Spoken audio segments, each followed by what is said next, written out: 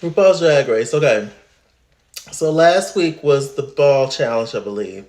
So you know, Spice, she ended up going home, so she's back home with her sister, and I think that Spice did well, considering that she's kind of new to drag, and she's new to this like competitive field of drag. Um, she's new to being a lip syncer and all that kind of stuff because they said it. They were more so. Sugar and Spice created these characters, kind of secluded from everybody else, and just making videos and stuff in the comfort of their own home and stuff. And so that's different from being out with other people and other people who does not come from the world of social media. The girls who go outside and do stunts and shows and flips off buildings and stuff to get that coin. So I think they did well. But anyway, so that means Selena S15's. She ended up saying, God, I do not like that name. Selena S15's. I hate it. I hate it. I hate it. I hate it. I hate it. I hate it. I love her, but I just don't like that name. It just bothers me. Am I the only one that don't like that name? It's just, why? Why? Just why? Because she wanted to, Chase. That's why. Anyway. Okay, so the girls are kind of ragging. The girls, meaning Mistress mainly, kind of ragging on Lucy LaDuca, because Lucy thinks that she was supposed to win everything, just like Miss Lux. And so Lucy's kind of getting irritated with it. Mistress feels like Lucy is a BIT. Y'all know the rest. And she, is wants her to come into that, whatever. At the end of the day, every person, male or female, have a BITCH in them. And so, and of course, and being in this kind of competitive field, it may come out in all different kinds of areas. So if Lucy is, I mean, are we shocked? I just think that she's super competitive and annoying with the whole I'm supposed to win every single challenge thing. But other than that, she's fierce. But Mistress, she always got to come and start some stuff. But she was funny this episode, Mistress, for sure. Okay, so this week's main challenge, the ladies are going to be doing 50-50, which they're going to be doing interviews with celebrities. They're going to be put into 3 different groups. And the groups include Selena. Hold on. The groups include, Selena, Lux, and Mistress. They were going to interview Love Connie. Love Connie is a drag queen and an actress. I think she was on season 11 of Drag Race, where they did like this kind of workout challenge thing, like a little mini challenge moment. And Sasha, Kobe, and Marsha, they're going to interview Charo,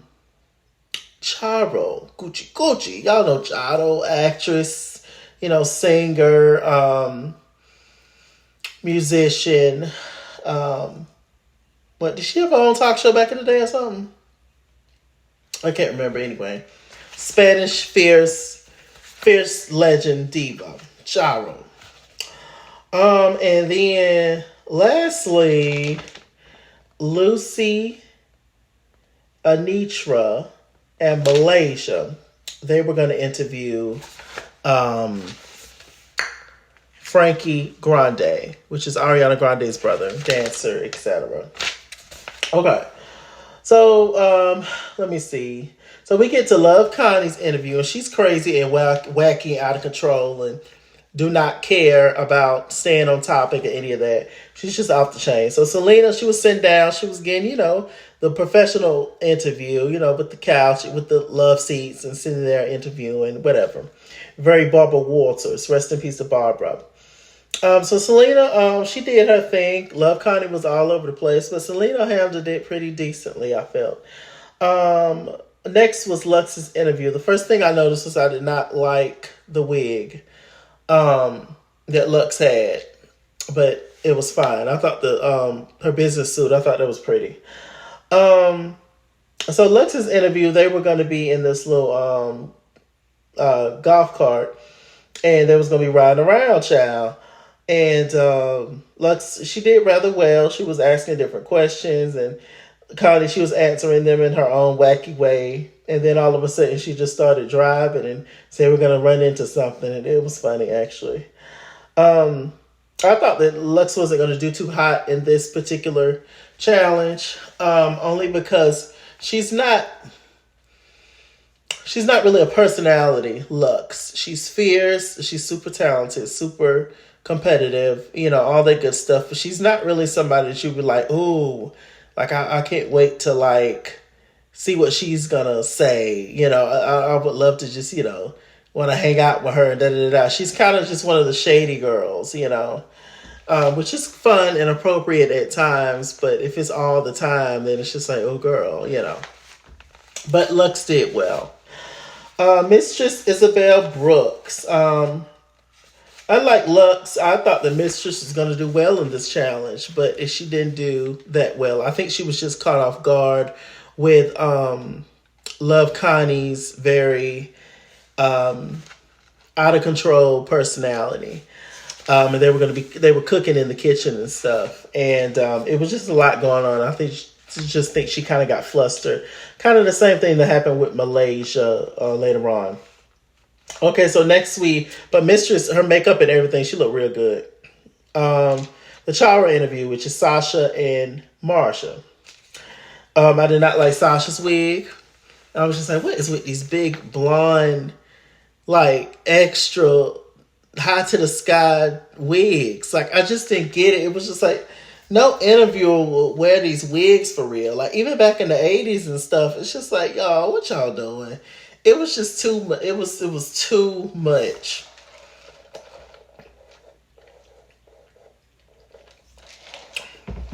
At least for me, in my opinion, whatever. So anyway, Sasha, she interviewed Charo. They were cooking, making a salad or something. It was a great interview. I think at first Sasha was kind of thrown off guard. But Sasha is a professional, and she's been doing this a long time. So she knows, like, when something is not going set to plan, she knows how to, like, flip it in her favor. And she knows how to... It just comes with maturity and doing this a long time and just being a professional. You experience a lot. And I'm sure she has experienced a lot in her personal and professional life, drag career. So you roll with the punches, and that's exactly what she did with Charo. She just dived right in there with her, and it was really good. I enjoyed it. Let me see. Marsha, poor thing. She did the whole interview like Selena, where you sit down with the love seats. And it didn't go too well because Marsha couldn't understand what Charo was saying. Charo has a very thick accent. And she was just flustered. But I wish she would have fixed her face more, Marsha. Like, girl, at least just sit there and smile. At least, I don't know, but she was just the whole time. I was like, Marsha, girl. Because that could easily be read as rude, even though you don't mean it to be rude. But still, it's just like, Sasha, girl, you gonna... Girl. Anyway.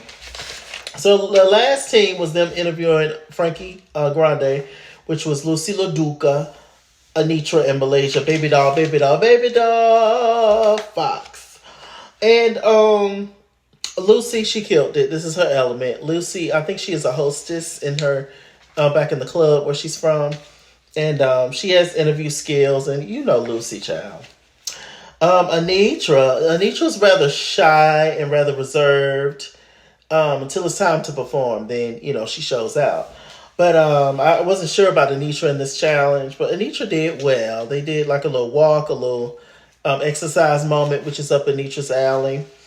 And so it was a cute moment. Anitra did well. It could have been better, but she did well. Malaysia Baby Doll Fox. My God, my sister, my sister. Um, I thought she looked great. I didn't mind the little bob wig she had on, even though Miss just read her for her wig in her confessionals. But I didn't mind Malaysia's little wig.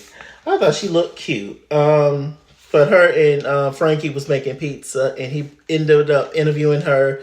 I think she got flustered. I think she just was thinking of stuff in her head. It just wouldn't come out because what she was thinking did not coincide with what he was saying, and I just don't think it worked. But I mean, what are you gonna do, right? Okay. So we get to the main show. So we get to the runway. Let me see, and this is probably the first week that I can say that I actually. Am I lying? No, I'm not lying. This is the first week I can say where I actually liked all the girls' looks. All the girls' looks I enjoyed, truly. I did. I really did. I'm so proud of myself. First was Mistress. The runway was House of a Night of 1,000 Beyoncés. That's what it was. What would I have worn if I was on this challenge? I either would have did her iconic Crazy in Love look with the cutoff t-shirt and that whole moment and the jeans if my body was correct. Snatch. You gotta. Let me see. I probably would have wore that. Or I don't know why nobody thought of Dreamgirls. I know that's not, Beyonce was in Dreamgirls, but that's not her movie or whatever. But I probably would have did something from Dreamgirls, one of her outfits from there. Yeah. Or I would have did the Work It Out. Say you gotta work it out. From that look from that moment. Once again, I gotta be snatched. What else I probably would have did?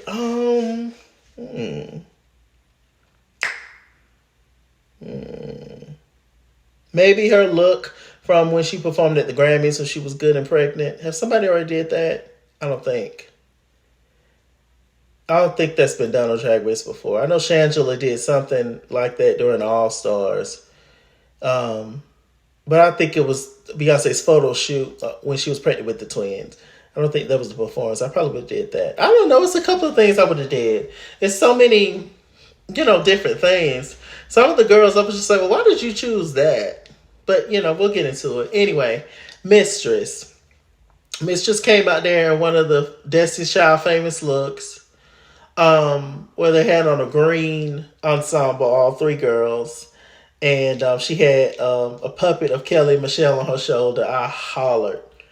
I said, this is it. That look, regardless of what everybody else is bringing, that look is perfect. Because who would think to include, the puppet heads of Kelly and Michelle? I was just like, it was good. It was really, really good. Selena S15, she came out there in Beyonce's Grammy look at the 2000, maybe 6 or so, whenever the era of her second album, with Deja Vu and Listen and all that. I thought she looked pretty. She probably looked the prettiest that she's looked to me. Very pretty. The Grammys looked, Beyonce sung Listen at the Grammys, I think. It was at the Grammys or the Oscars when she sung it. Let me see. Next we had Sasha Colby. She came out in Beyonce's Deja Vu look when she was at the BET Awards in 2006. I thought she looked cute. Marsha, she came out in this green gown, and I forgot where Beyonce wore that at, and a burgundy fur. It was such a boring look. Like I said, I liked all the runways, but I was just like, that was one of those. I was like, why did you choose that? It was just so, I don't know. It was just boring, and I was just like, ugh. Of course she would choose that. Anitra came out in this purple cape and gold dress. I thought she looked good. It was very Anitra. It's something that she would wear. And these boots, it was kind of like Spice Girls boots. I was like, okay. Let me see. Who else? Did I talk about everybody? Malaysia. She came out there, and did I write it down? It was the 2018 Global Citizens Festival look. Black and white. It was a leotard. It had like feathers on the side of it, the shade. She looked good. Malaysia looked bomb on this runway. She looked really, really good. One of the best for sure. Definitely top two. And lastly was Lucy LaDuca. She came out of Beyonce's outfit when she performed at the MTV Music Awards, and she announced that she was pregnant when she did Love on Top with the suit and all that. I see why you would pick that because it's a popular moment in time. But I wouldn't have chose that. But hey. Because it's hard to pull off suits sometimes, as a drag queen. And sometimes. Unless it's like a womanly suit and, tailor-made to fit, all the curves and the padding and all this stuff. It could easily read man. It could easily read bruh. And, yeah. But I thought Lucy did well with the look. She looked fine in the look. But yeah, I didn't like the black roots with the blonde. I didn't like the wig. I did not like Lucy's wig, the black roots with the blonde. It just wasn't. I just feel like everything should just be blended and ombre'd out if you're going to do that kind of look. I always hated the look, the super duper dark roots and then just platinum blonde. Like, I need gradual blending, gradual ombre moment. I need, a flow. I need tresemme, ooh la la. That's what I need. Anyway. So the judges had their critiques. Who was safe? I think Anitra and Marsha was safe. Let me see. The bottom, Lux was safe. The bottom three girls ended up being Mistress, Malaysia, and Selena. Do I agree with the bottom three? Yeah, I do. So who ended up being in the bottom two was Selena and Malaysia. Shouts out to T.S. Madison. She was one of the judges. She's a reoccurring judge this season. Shouts out to the T.S. Okay. I love her. And so, what was I going to say? I think that Malaysia, she said something on the runway. They asked her what was holding her back, and she was just like, she just rather play safe than sorry, which is similar to something that Robin Fierce said when she was on there. About playing it safe, and sometimes she get intimidated or nervous and scared, which is a very natural thing to happen being in this kind of competition. And it's difficult because you're that girl, you're that, in your town, in your area. But you go to other people's area or you go around the world, you're like, ooh, girl. Well, I know I'm but so are they. Ooh, girl. And I got to, pretend that I'm just that girl when really on the inside I'm shivering and scared, which happens to anybody in a competition setting and stuff. And you see other people getting praise over you when you put your best foot forward and you felt like it wasn't good enough. And it's just a lot. It's a lot of mental, So anyway, the bottom two was Selena and Malaysia, and they did Single Ladies by Beyonce. I was disappointed. I thought that Selena looked like a sea a lot of water, flopping around, just all over the place. And I felt like Malaysia Baby Doll, Fox, needed some WD-40 on her knees. She was just dry and stiff and I don't know if she knew the words. I don't know. It was just wasn't the tea. I mean, my God. Doing Single Ladies as a performer is like a dream. That's a queen's dream. Gay Boy would have came out there and turned it. You hear me? Out of drag in a t-shirt and some jeans, it would have ate. You feel me? So, yeah, but you know, if you're not doing the single ladies dance, it's really hard to. I can see how it can be hard to perform that song, because it's just like the single ladies video is just this that whole dance routine. So if you're not doing that or coming up with your own stuff, it's like you kind of looking like that. So Selena, she definitely tried to stay with the routine, but she was too fast for the song or something. She was either too fast or too slow. It just wasn't working. And Malaysia was doing what she was doing, child. So who ended up staying was Selena as 50's. Personally, just based on how many times she's been in the bottom, in my opinion, it was time for Selena to go, but she stayed. I think mainly because she did do a little bit better than Malaysia in the challenge, the interviews and stuff. She did. And on the run and on the lip sync, she did a little bit more than Malaysia. Now I thought it was tied and through, but she did do a little bit more than Malaysia. So yeah, I hate it because I feel like Malaysia didn't fully get her moment to like shine, in my opinion. And I don't think did she ever got the chance to talk to Ru at all? I don't know. Maybe she did. I don't know. This season is just it's moving rapidly. It really is. Anyway, with that said, I'm MrChalaki. MrChalaki on Google Plus. Follow me at @IsKingsWorld on Instagram and Twitter. At @IsKingsWorld89 on Snapchat. Chase King on Facebook. MrChalaki on Cash App and PayPal. And as always, run me my money or run me my fade. Run me my money the way I get paid. Stay black, stay tuned, and I'll see you guys later.